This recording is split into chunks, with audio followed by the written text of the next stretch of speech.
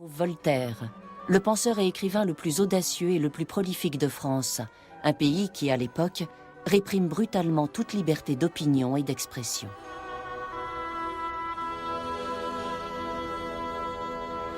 Il a traversé tout le siècle des Lumières comme un véritable météore.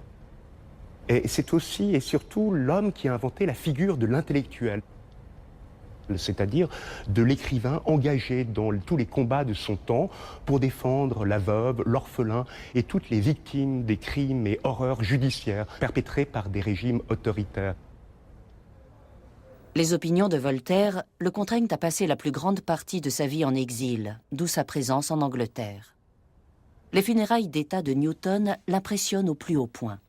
En France, seuls les nobles ont droit à ce privilège et la recherche scientifique est strictement encadrée par une Église catholique intolérante. Le plus grand combat de Voltaire, c'est incontestablement le combat pour la tolérance, et en particulier pour la tolérance religieuse. Il était horrifié par le fanatisme qui sévissait à son époque, et ce qu'il a trouvé en Angleterre, c'est un climat de tolérance religieuse où les différentes chapelles, les différentes confessions pouvaient coexister sans conflit, sans guerre. Une formule de ses lettres philosophiques résume admirablement cette tolérance qu'il a rencontrée en Angleterre. S'il n'y avait en Angleterre qu'une religion, son despotisme serait à craindre. S'il n'y en avait que deux, elles se couperaient la gorge. Mais il y en a 30 et elles vivent en paix et heureuses.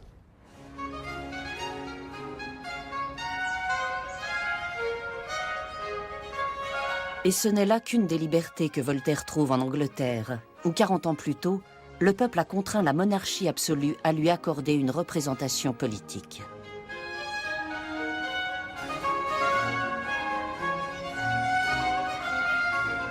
Depuis le Bill of Rights de 1689, la séparation des pouvoirs, exécutifs, législatifs et judiciaires, était consacrée en Angleterre. Les pouvoirs du roi sont limités par le Parlement, les juges et les fonctionnaires.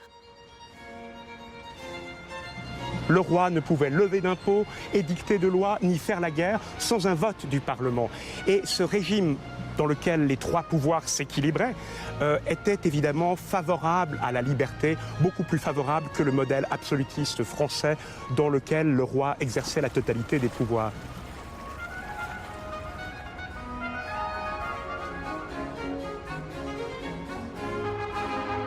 L'Angleterre offre également ce que Voltaire considère comme la liberté suprême.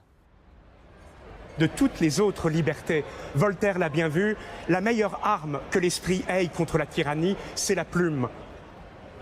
En instaurant la liberté d'expression, on ouvre un espace public de débat contradictoire, un espace où la nation tout entière peut confronter ses idées, suggérer des réformes, proposer des améliorations du gouvernement. Et c'est en conquérant la liberté d'expression qu'on pourra conquérir les autres libertés.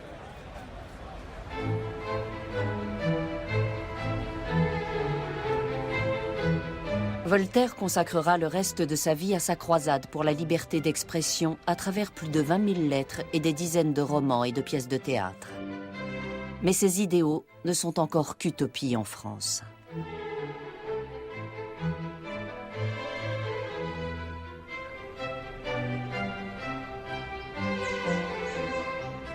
Ici, les idées subversives sur l'égalité et la liberté d'expression s'échangent derrière des portes closes, dans des salons comme celui représenté sur ce tableau, où le buste de Voltaire, comme d'habitude en exil, occupe la place d'honneur. La France du XVIIIe siècle était ce qu'on appellerait aujourd'hui un régime répressif. Les intellectuels, qui souhaitaient débattre sans risque de sanctions, devaient se rencontrer dans des salons. Voltaire a débuté sa carrière dans un salon. On y discutait des pensées nouvelles. On y proposait des idées d'une radicalité extrême. On refaisait le monde.